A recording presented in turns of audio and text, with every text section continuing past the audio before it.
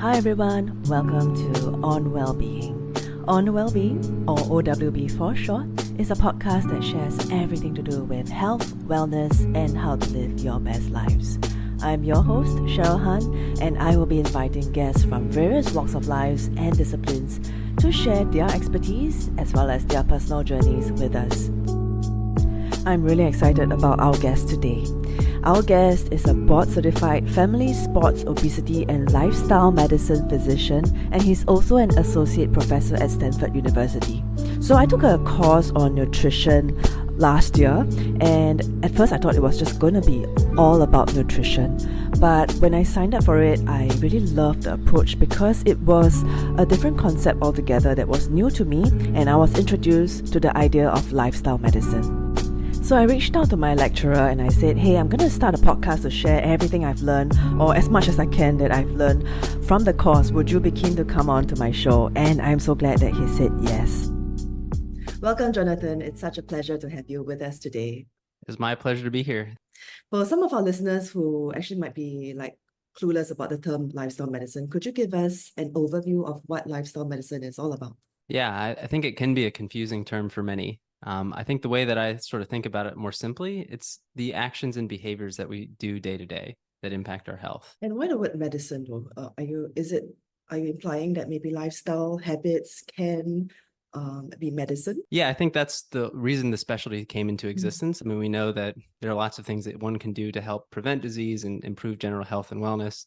I think certainly from the American College of Lifestyle Medicine, their big view is that when these are dosed intensively and correctly, they can oftentimes be as powerful as medications, pills, or even procedures, depending on what study you look at and what intervention you design. It's quite an interesting take because in the world today, we're always looking for quick fixes. We're looking for medication, surgeries, and all of that. And yourself as a doctor as well as a physician, how would you see the importance of lifestyle habits, and how would you encourage a shift in embracing lifestyle changes, and how much of your lifestyle really impacts your health? Well, the good news is changes can start immediately. So even having a workout today, definitely we know improves health even in the short term. I mean, I think when you're talking about reaping the longer term benefits and maybe some of the more impressive data, I mean, we have pretty compelling research that suggests probably almost 80% of the majority of chronic disease could be prevented via lifestyle changes. Probably about 40% of premature mortality could be prevented if people really adopted all these lifestyle measures. So there really is a big prize to be had here. I think if we are able to sort of cultivate and nurture and embrace a society that really makes these changes and habits easier to do. Lifestyle really is foundational, one, to treating any disease, certainly for prevention, but I would even go beyond that and say just for people to have health and well-being and even to improve their performance or day-to-day life. I mean, it's one of the few things that has very little, if any, side effects. And most of those, by the way, are good. Versus comparing it to a medication, which is obviously a bit easier to just take a pill than it is to start a workout program and change your diet. But again, it's not that there's anything wrong with any of those approaches. I think they can all be used collaboratively. And there are certainly times when medications are appropriate and surgery can be life-saving. So it's not to say that these things are wrong, but I think we can also embrace and get a lot more value from lifestyle medicine, in and of itself. Yeah, so it's collaboration, I suppose, looking at all aspects of helping yourself become healthier. And nutrition is often at the forefront when we talk about health. So that is, of course, like what you mentioned, one of the 6 pillars of lifestyle medicine. What are some key principles that you would advise in terms of a healthy diet, and how can we incorporate them into our daily lives? The nutrition question always seems to find controversy for whatever reason. And I think it's because there's so many different approaches, and depending on how you design studies, you can find some benefit in this approach or that approach. And I think fundamentally, I think we do need to understand that there are individual differences. So some people can do really well on very different approaches. We get into trouble when we're exploring things like the ultra processed foods, which are honestly what the majority of the food system is in the United States. I'm not sure exactly what it is over there, but I'm sure it's increasing in a similar rate as it is in the United States. And so that's when you really start to get into trouble. But I think when you're talking about whole foods that are minimally processed, that have one, if any, ingredients other than the food itself, you're usually going to be in pretty good shape. So I think those are some general framework things that I think about when I think about, is this a healthy kind of diet? And then you can go beyond that and say, was it a healthy diet for this individual? And then you would want to look at markers, health markers, things like, are they able to manage their weight appropriately with whatever food consumption they're having. Is their blood pressure controlled? Is their blood sugar under good control? Do they have a good lipid profile? Do they have evidence of inflammation in their body, or are they having, food insensitivities or things like that? So I think you can sort of go down the list and sort of figure out for yourself on, is this a good eating plan that really is improving my markers of health, which to me is really what you want to try to aim for. Okay, this is a little off the topic and a little bit more personal. Tell us, what is a typical day of your, what's your typical lunch, breakfast, and dinner like? I'm Sure. curious. Yeah. I mean, I'm always hesitant with anecdotes because just because something works for me doesn't necessarily mean it works for other people. I mean, I typically tend to skew more towards a predominantly plant-based, but I'm not exclusively plant-based. And so I'm trying to think of even what I had today. My diet does differ and vary a little bit from day to day, but yogurt, like a Greek yogurt with some berries and nuts, is a pretty common breakfast or something I might have. I worked out this morning, so I also had a banana, and I did use a protein shake, which is not a whole food, but I was a little pressed for time.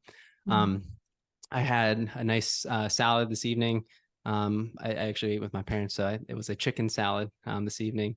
I'm trying to think what I had for lunch exactly. I had some veggies and some hummus. And I think I just had a sandwich for lunch. So nothing too fancy or amazing, really. I mean, I'm a pretty simple eater, and I usually will sprinkle some nuts. I had an apple with a little bit of cheese today. So yeah, I kind of all over the place, but I'm more of a flexitarian than a pure any specific camp. And again, I think my focus mostly is on mostly whole foods, and then having them in relatively good proportions. Yeah, but I like what you said, like whatever works for you might not work for another person. So it's quite individual. For a lot of us, especially, well, city dwellers, right? It's difficult to really find whole foods very naturally. I mean, we can go to a grocery store, and it's all imported, and it's expensive, and it's difficult to really find time to cook as well. So for city dwellers, any tips that you might have for us to, I guess, incorporate more whole foods into our diet and in a quick way, like what you mentioned? Yeah, I mean, there's no secret here. I mean, and I totally feel for you. I mean, we have many folks in the United States that live in food deserts and other places that honestly don't have access to healthy foods. And it's really difficult if I say, well, you need to get your fruits and vegetables, and you say, well, there are none to be had. I mean, there's not really a whole lot we can do to fix that. So the choices you have are subordinate to the choices, or the choices you make are subordinate to the choices you have. And so if you were in that kind of position, then it's really doing the best you can and not beating yourself up that, hey, it can't be perfect. So I think in those situations, then you want to look and say, well, hey, are there any other options? Are there things like frozen foods? Like, can you get frozen vegetables or canned vegetables? Sometimes you can get them with like added salt or things like that.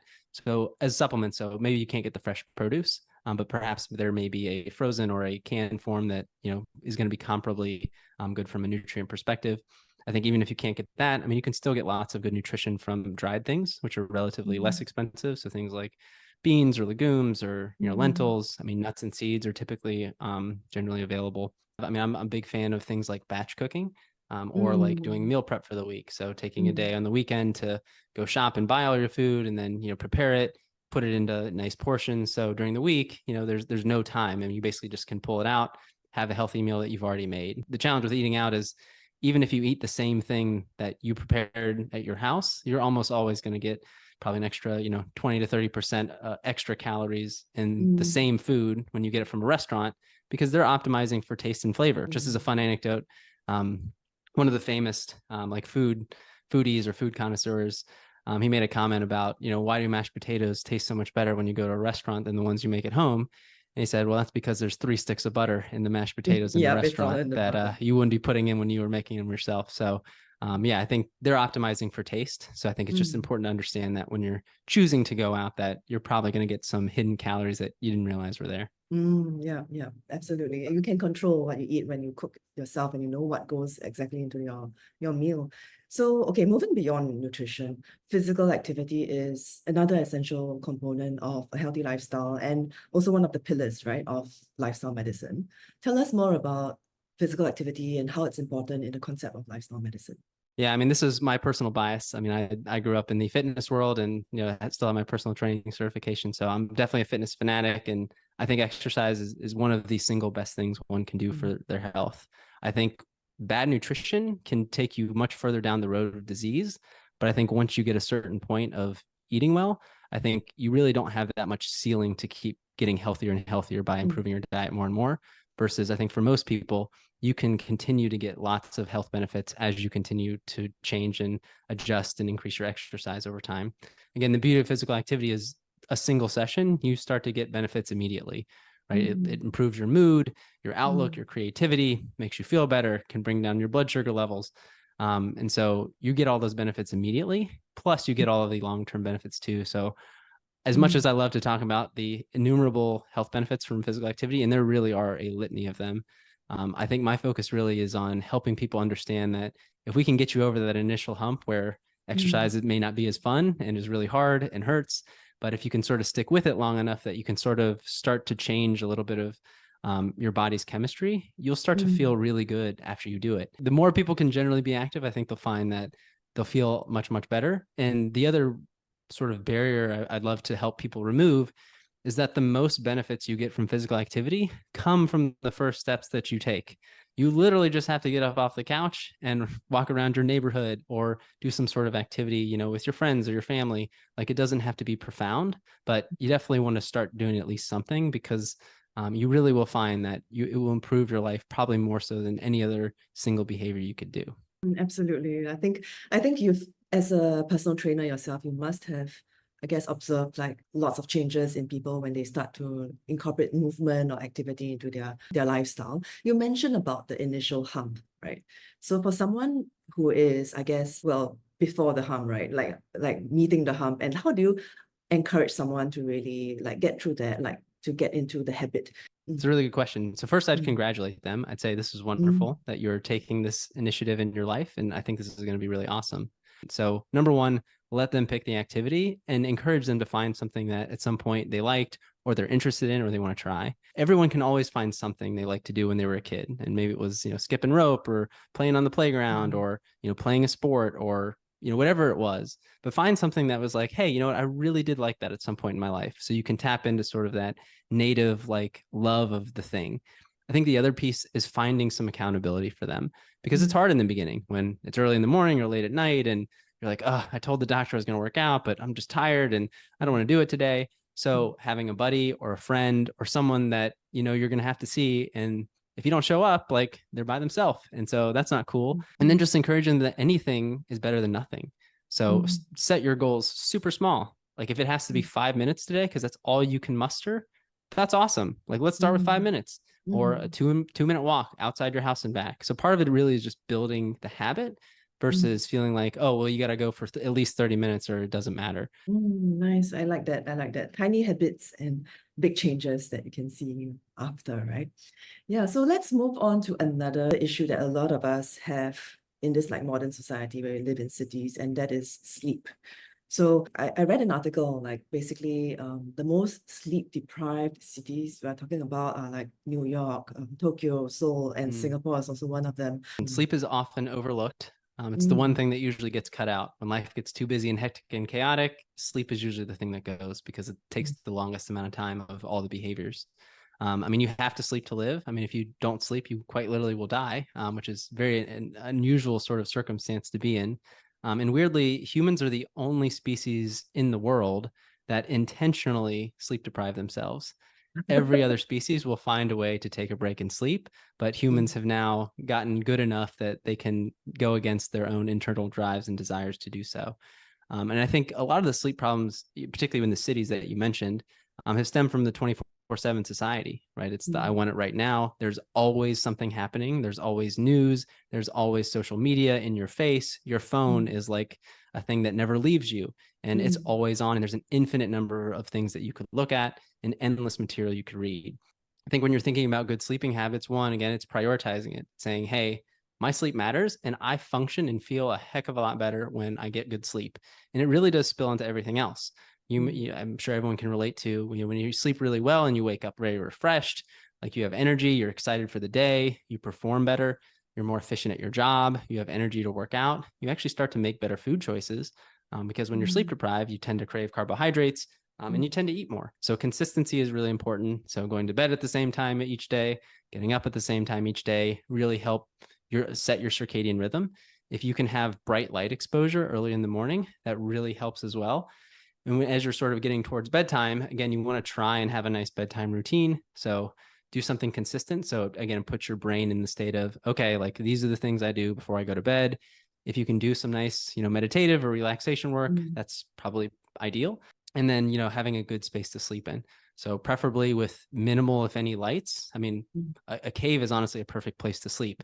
It's cool, it's dark, and you're not going to get many external sounds or things that are bothering you. Set your wake up time and commit to it, because you're basically just losing and getting poor sleep if you're going to snooze, 10 times in a row.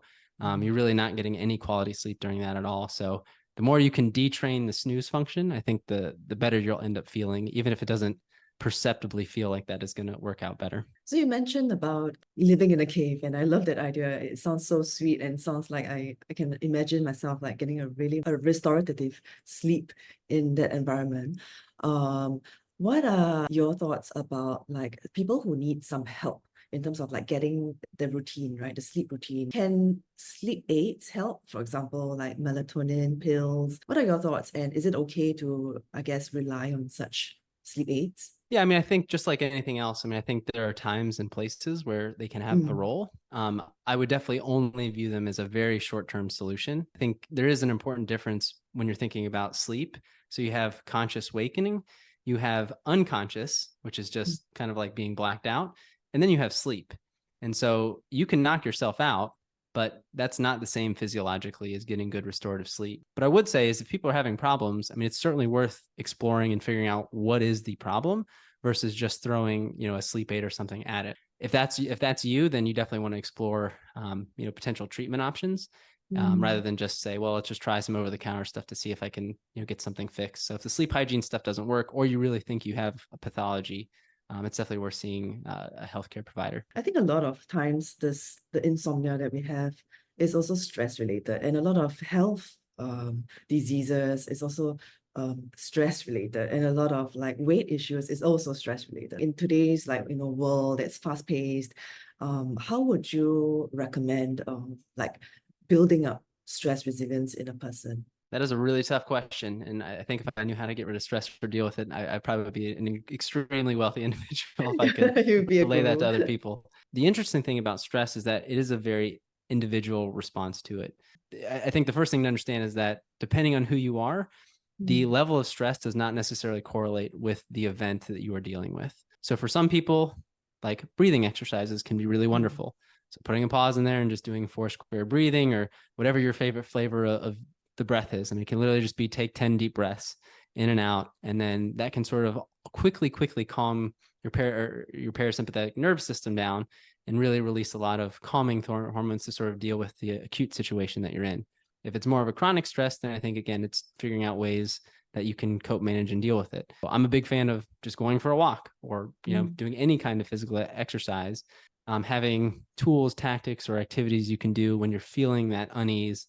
That is not a substance, that is not just turning straight to food, which I agree is very common in society, but finding a helpful way to deal with those emotions. I love that. I love that. And it's a very nice reminder that it's very individual, right? And you can't expect the same response from two people in the same situation. In your own opinion, right? You have highlighted many, many important strategies today with regards to sleep, nutrition, physical activity. As we wrap up today's session, do you have any final words or nuggets of wisdom or encouragement for our listeners or our community who are, I guess, on their own wellness journey? Again, I think for each person, this really becomes a personal exercise. There's not a just script that you must follow from A to Z. I think, what I do with all my patients is meet them where they are at. Right. And so if you're someone that's really interested in starting the exercise program, like, great, like, let's dive into that and like see what that looks like for you. If the diet is where you want to begin with, wonderful. Let's talk about that. So I think for people, I wouldn't overwhelm yourself and feel like, well, I got to change my diet and start an exercise program and then get my sleep hygiene intact, and then, figure out how to be not stressed anymore. That feels almost stressful, right? To tell you, you got to do all these lifestyle things like now. That's the opposite of what we want to try and do. So I think, one, start small. So pick a pillar or two or something that you're excited about or interested in, or somebody else wants to work on with you. And then like set a small goal. And it can be, again, we usually use what's called a quote, SMART goal. So a specific, measurable, actionable, realistic, and timely goal. I have a lifestyle medicine assessment. You can go and get your own lifestyle score and see how you're doing in the different domains. And, maybe that's some place that somebody could start. And then at least you have a marker that you can track over time and say, hey, I'm doing better now, which is really nice to see progress. But again, it is really an everlasting journey. Like nobody ever arrives. I mean, this is literally stuff you have to invest in every day. It's not like you just do it for a week or a year and you're set. It really is a commitment, lifelong. So I think even if you're making small but sustainable changes, you're going to be much better off than trying to overhaul the whole system and then realizing that this is just not compatible with your life. Gradual progress over time to sort of address all the pillars is probably the best way to get you to a really good state of health and happiness. It's not like you're expecting a huge, massive change tomorrow. It's more about like really embracing little small changes every day. And I like that you have that assessment. Where can we find? There are a couple sites online. I can send you the links to them. The American Academy of Family Physicians, the AAFP, has it available as in like an Excel file that you can download, and you can take it as many times as you want. And then there's another online version from a Spanish nonprofit, Foundation Mafre.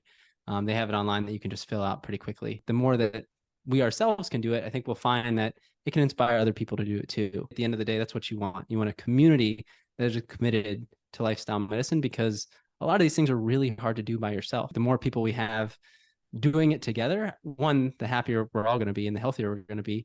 But two, I think the more successful and easy it is going to be for everyone to maintain it over time. We'll share those links on our social media and also where you can find Jonathan if you're looking for him for any advice. Thanks, Jonathan. Thank you so much. It was a pleasure being here and chatting with your audience. That's all we have today on well-being. Thank you for joining us for today's episode. Tune in for more conversations about health, happiness, and living your best lives. Until the next time, my name is Cheryl Han. Take care and be well.